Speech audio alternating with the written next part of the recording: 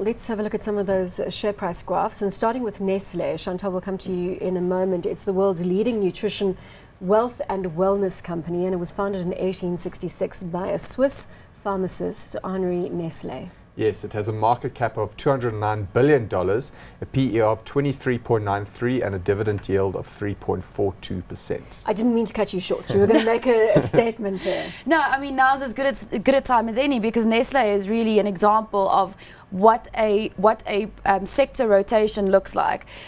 These are highly defensive stocks, as Byron mentioned, but investors have been favoring cyclical stocks because they were expecting a really good increase in global growth, especially in developed markets.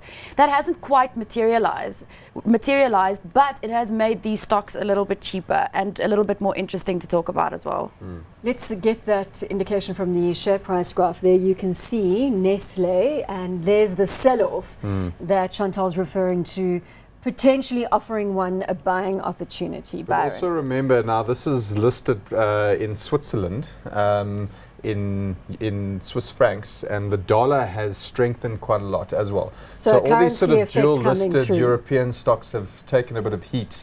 You know, when Trump won the election, the dollar has really strengthened. So there's a lot of currency movements here. I think another theme we must talk on here is the developing markets, because these guys are expanding all over the world. I mean, sales are pretty stable and flat in the developed world. It's where they can penetrate in the developing world that is important for these guys. Yeah, I mean, if you consider that the packaged goods market is expected to increase by 2.6% per annum over the next 5 years, it doesn't sound very large, but if you consider that the developed world is just not going to increase sales volumes at all of this is coming from emerging markets, and Nestle has a really nice, firm footprint in emerging markets. But even in the emerging market space, and I don't want to be the bearer of bad news throughout this show, I mean, China is not necessarily powering on all cylinders at the moment, and people are talking a lot about how the consumer is going to hold up in that territory. Nigeria has fallen off a cliff, in fact has gone into a recession, which is traditionally your big African powerhouse.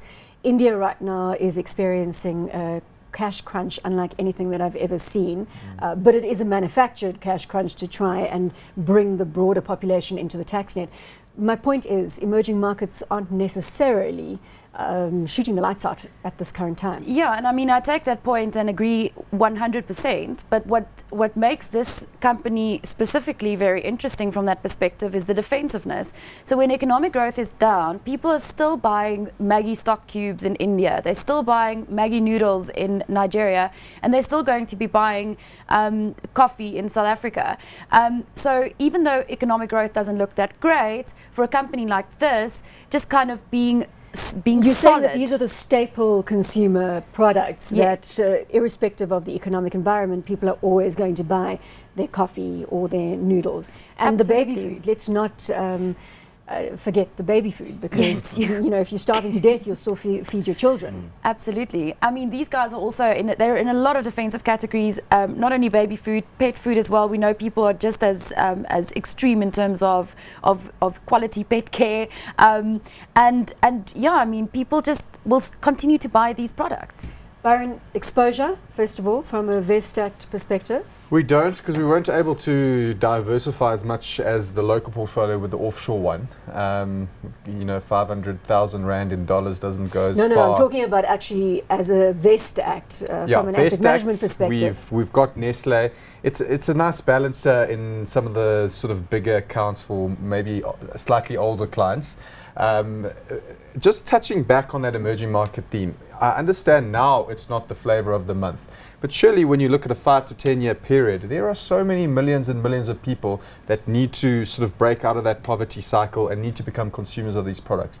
And we haven't even touched on, briefly touched on the strength of these brands. You know, we're seeing a lot of formalization in developing markets in terms of packaged goods and you know, shopping in shopping malls as opposed to, you know, in fresh informal markets, and Nestle will surely benefit from that shift. It will, but I'm going to come back and say that there are a number of structural impediments in these emerging economies. But when you spoke about the banks on Monday, you were positive about the rest of African technology growth. is able to very effectively leverage some of, or leapfrog some of those structural impediments, as in M-Pesa. But when you come to manufacturing and distribution of goods and logistics, you are then talking about the structural problems in an economy, roads, rail, transport, and that still plagues power. Half of the African continent still doesn't have access to power. So I'm just saying that the manufacturing element and the distribution of those goods is not going to be as quick as we potentially, it's going to take many years and lots of money to solve these structural impediments in the economy.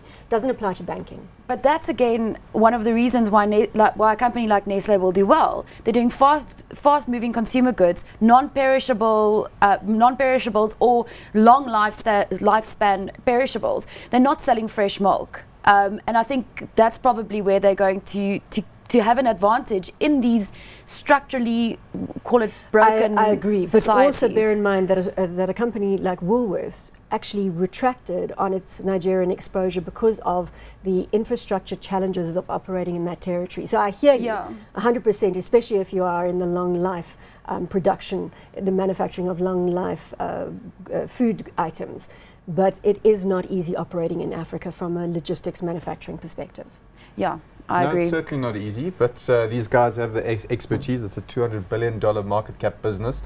I'm sure they'll find, and it's still quite small in their bigger scheme of things. You know, we're talking about some of these countries, it's still pretty small. It's the there future. Is a growth opportunity. Exactly. And a longer term growth opportunity.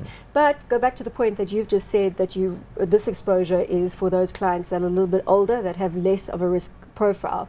So it means that you've already factored in that the emerging market story could be a long-term growth story. It's not going to lead them to shoot the lights out tomorrow. And the nice thing about this also for an older or more established client is obviously it gives you that defensive exposure, and as you mentioned, it's a portfolio balancer, and it has a really attractive dividend yield for an international giant. The only problem is the the Swiss government snap away 35% of that dividend. Yeah, wow. Which really isn't attractive. So but anyway, let's call this one hot or not. And we've already established that this would be a long-term play. So hot or not, Chantal? Yeah, I mean, from our perspective, we're holders of this company in our international portfolios.